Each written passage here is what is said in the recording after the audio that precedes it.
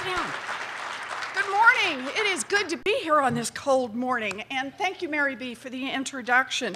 Also, thank you for your good work at the North Carolina AFL-CIO. You're making a difference in the lives of many, many people, so thank you. Thanks for all you do. Now, I want to begin this morning by thanking Rich Trumka and Damon Silvers.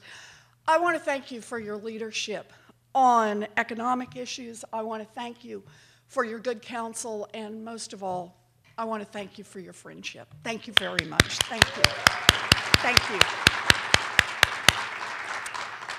I also want to say thank you to my friends from Massachusetts. Steve Tallman is supposed to be here today. There he is. All right, Lou Mandrini, thank you. You know, I got to say, the guys in Massachusetts made it happen, so thank you very much. You're why I'm here today. All right.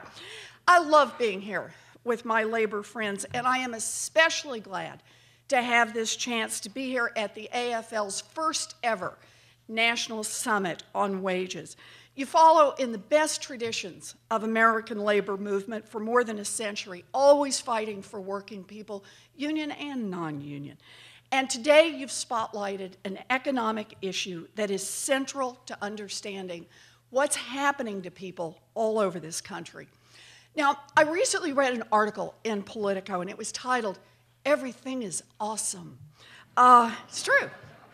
And the article detailed all the good news about the economy. 5% GDP growth in the third quarter of 2014, unemployment under 6% now, a new all-time high for the Dow, low inflation. Despite the headline, the author did recognize that not everything is awesome, but his point has been repeated several times. And on many different statistical measures, the economy has improved, and it's continuing to improve. And I think the president and his team deserve credit for the steps they've taken here. In particular, job growth is a really big deal, and we celebrate it. Good for you, Mr. President. But I've spent most of my career studying what's happening to America's middle class. And I know that these four widely cited statistics give an important snapshot of the health of the overall economy. But the overall picture doesn't tell much about what's happening at the ground level to tens of millions of Americans. Despite these cheery numbers, America's middle class is in deep trouble. Think about it this way. The stock market is soaring, and that's great if you have a pension or you have money in a mutual fund. But if you and your husband or wife are both working full-time with kids in school, and you're among the half or so of all Americans who don't have any money in stocks, how does a booming stock market help you? Corporate profits and GDP are up. But if you work at Walmart and you are paid so little that you still need food stamps to put groceries on the table, what does more money in stockholders' pockets and an uptick in the GDP do for you? Unemployment numbers. You have a part-time job and still can't find full-time work, or if you've just given up because you can't find a job to replace the one you had, you are counted as part of the drop in unemployment. But how much is your economic situation improving? Inflation rates are still low. But if you are young and starting out life with tens of thousands of dollars in student loan debt, locked into high interest rates by Congress, unable to find a good job or to save money to buy a house, how are you benefiting from low inflation? A lot of broad national statistics say our economy is getting better, and it's true. Our overall economy is recovering from the terrible crash of 2008. But there have been deep structural changes in the economy, changes that have gone on for more than 30 years, changes that have cut out hardworking middle-class families from sharing in the overall growth. Now, it wasn't always this way. Coming out of the Great Depression, America built a middle class unlike anything on earth. From the 1930s to the late 1970s, as GDP went up, wages went up pretty much across the board. In fact, listen to this number. 90% of all workers, everybody outside the top 10%, got about 70% of all the new income growth. Sure, the richest 10% gobbled up more than their share. They got 30% of the growth. But overall, as the economic pie got bigger, pretty much everyone was getting a little more. In other words, as our economy, as our country got richer, our families got richer. As our families got richer, our country got richer. That is how we built a great middle class in America.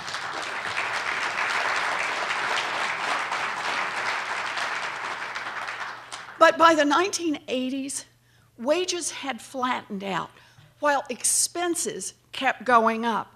The squeeze was terrible. By the early 2000s, families were spending twice as much, adjusted for inflation, on mortgages as they had a generation earlier. They spent more on health insurance, more to send their kids to college. Mom and dad both went to work, but that meant new expenses like childcare, higher taxes, and the cost of a second car.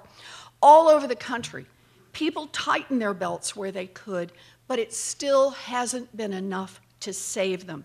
Families have gone deep into debt to pay for college, to cover serious medical problems, or just to try to stay afloat a little while longer. And today's young adults may be the first generation in American history to do worse than their parents did.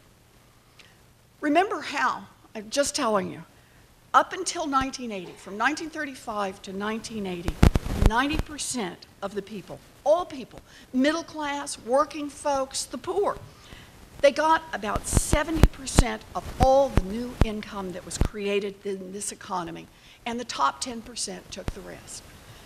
Well, since 1980, guess how much of the growth in income over the last 32 years, how much of the growth in income did the 90% get? Zero. None. Nothing. In fact, it is worse than that. The average family, not in the top 10%, makes less money today than they were making a generation ago. So who got all of the increase in income over the last 32 years? 100% of it went to the top 10%. All of the new money earned in this economy over the past generation, all of that growth in GDP went to the top. All of it. That is a huge structural change in this country.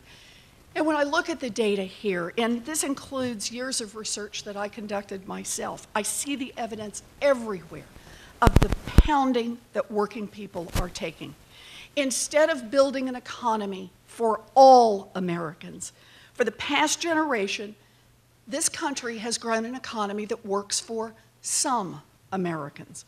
For tens of millions of working families who are the backbone of this country, this economy isn't working. These families are working harder than ever, but they can't get ahead. Opportunity is slipping away.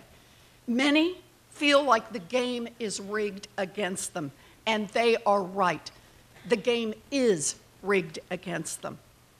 Since the 1980s, too many people running this country have followed one form or another of supply-side or trickle-down economic theory, and many in Washington today still support it.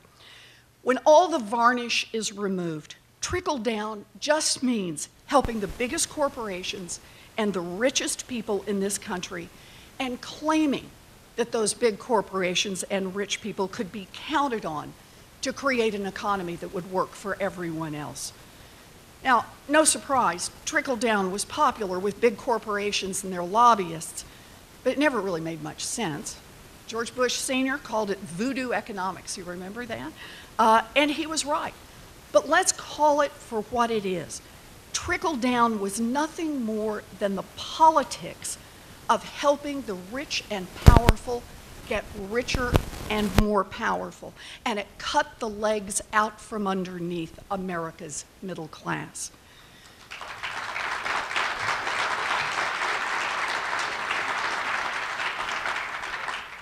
Trickle-down policies are actually pretty simple.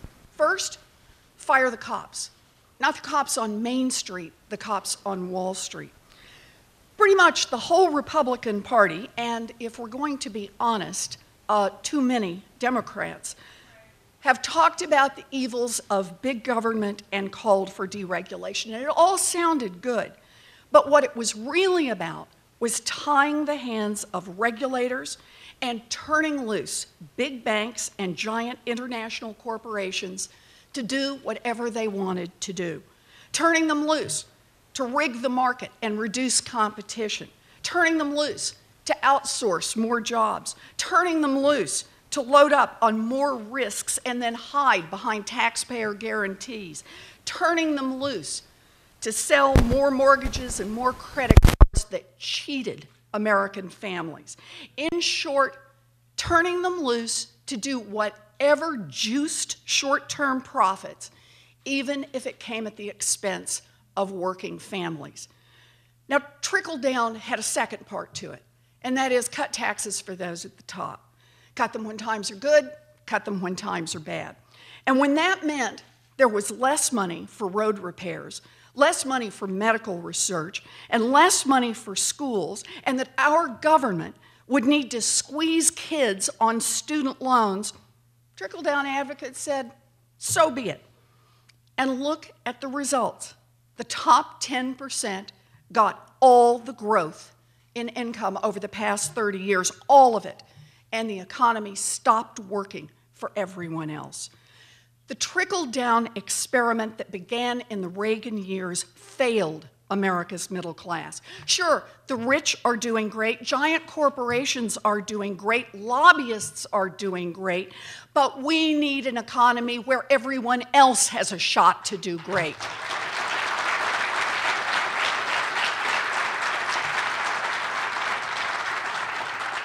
The world has changed beneath the feet of America's working families. Powerful forces like globalization and technology are creating seismic shifts that are disrupting our economy, altering employment patterns, and putting new stresses on old structures. Those changes could create new opportunities, or they could sweep away the last vestiges of economic security for 90% of American workers. Those changes demand new and different economic policies from our federal government. But too many politicians have just looked the other way. Instead of running government to expand opportunity for 90% of Americans and to shore up security in an increasingly uncertain world, instead of rethinking economic policy to deal with tough new realities, for more than 30 years, Washington has far too often advanced policies that hammer America's middle class even harder. Look at the choices Washington has made, the choices that have left America's working families in a deep hole, the choice to leash up the financial cops, the choice in a recession to bail out the biggest banks with no strings attached while families suffered, the choice to starve our schools and burden our kids with billions of dollars in student loan debt while cutting taxes for billionaires, the choice to spend your tax dollars to subsidize big oil instead of putting that money into rebuilding our roads and bridges and power grids, the choice to look the other way when employers quit paying overtime, reclassified workers as independent contractors, and just plain old stole people's wages. You bet. And the choice to sign trade pacts and tax deals that let subsidized manufacturers around the globe sell here in America, while good American jobs got shipped overseas. For more than 30 years, Too many politicians in Washington have made deliberate choices that favored those with money and power. And the consequence is that instead of an economy that works well for everyone, America now has an economy that works well for about 10% of the people. It wasn't always this way, and it doesn't have to be this way. We can make new choices. We can make different choices, choices that put working people first, choices that aim toward a better future for our children, choices that reflect our deepest values. This is up to us. And one way to make those choices is to talk openly and honestly and directly about work, about how we value work, and we value those who do the work. We need to talk about what we believe. We believe that no one should work full-time and still live in poverty, and that means raising the minimum wage.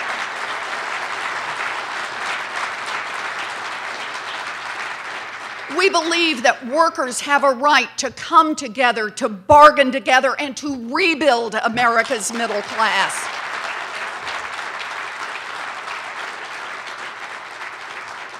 We believe in enforcing labor laws so that workers get overtime pay and pensions are fully funded. We believe in that. We believe in equal pay for equal work.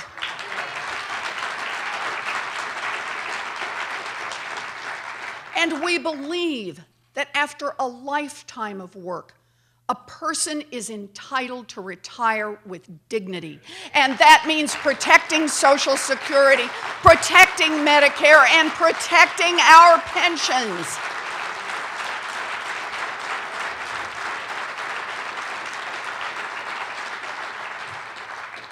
We don't make things better for workers if we don't get out and talk about work. But we also need to talk about jobs, about how we create jobs here in America.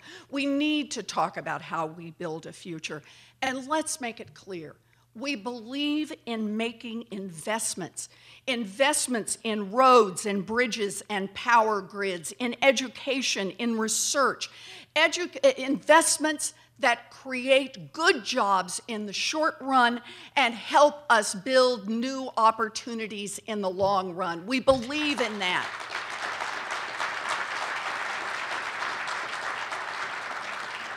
And we believe in paying for them, not with magical accounting scams that pretend to cut taxes and raise revenues, but with real, honest-to-goodness changes that make sure that everyone, including corporations, pays a fair share to build that future for all of us.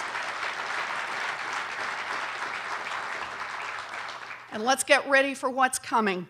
We believe in trade policies and tax codes that will strengthen our economy, that will raise our standard of living, that will create American jobs, because we will never give up on these three words, made in America. We believe in that. You bet.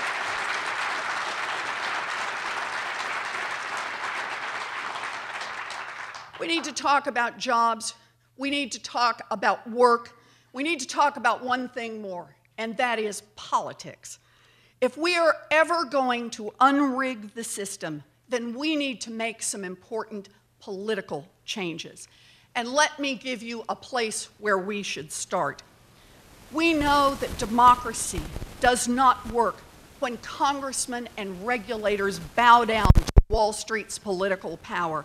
And that means it's time to break up the Wall Street banks and remind politicians they don't work for the big banks, they work for us. That's what it's time for. Do that.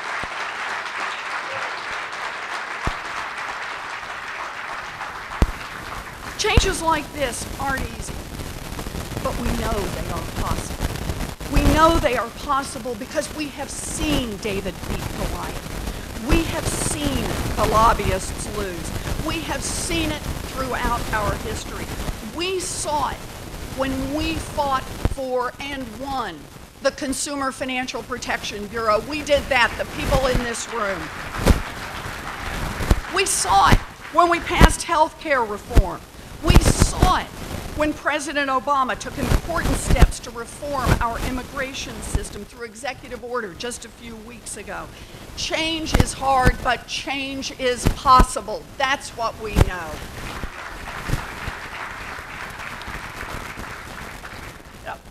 This is personal for me. When I was 12, my three big brothers were all off in the military.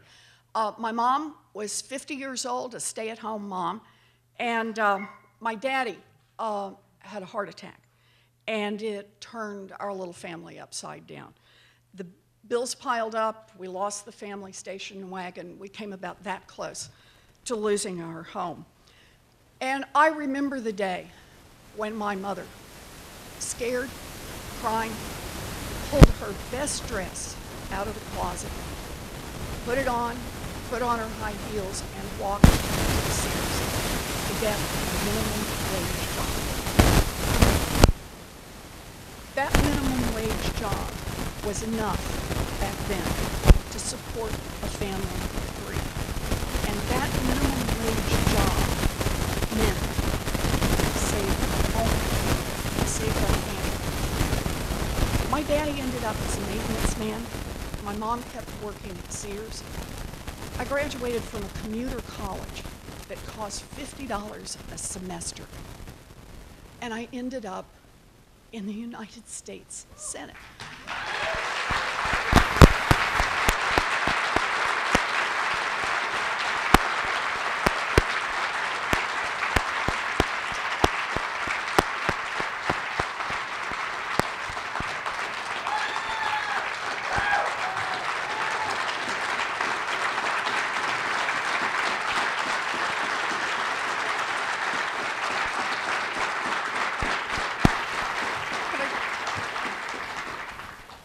I tell that story because I believe. I tell that story because, sure, I work hard, but I grew up in an America that was investing in its kids, an America that was building a future. I believe in that America. I believe in what we can do. I believe in the future we can build. And I'll tell you this, I'm going to fight for that America. And if we fight together, that's the America we will build together. Thank you. Thank you for being here.